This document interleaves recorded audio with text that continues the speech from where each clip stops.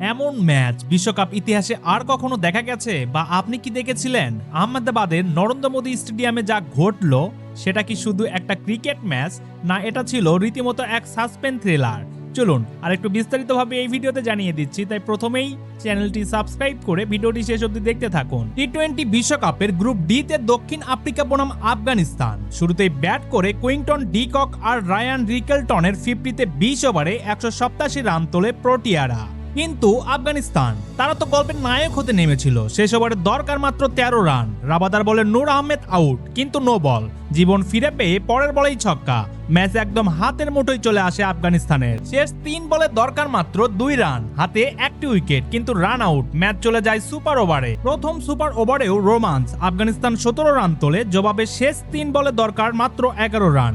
তখনই ট্রিস্টান টাপস 1-4 1 ছক্কা, আবার টাই। বিশ্বকাপ ইতিহাসের প্রথম ডাবল সুপার ওভার ম্যাচে চলে যায়।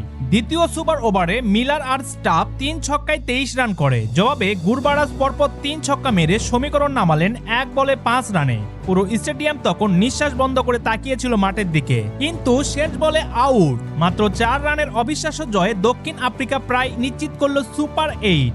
আর আফগানিস্তানের স্বপ্ন এখন ঝুলছে সুতার ওপর। আচ্ছা, এটা কি শুধু একটা ম্যাচ ছিল? না, এটা ছিল বিশ্বকাপ ইতিহাসের সবচেয়ে নাটকীয় অধ্যায়গুলোর একটি।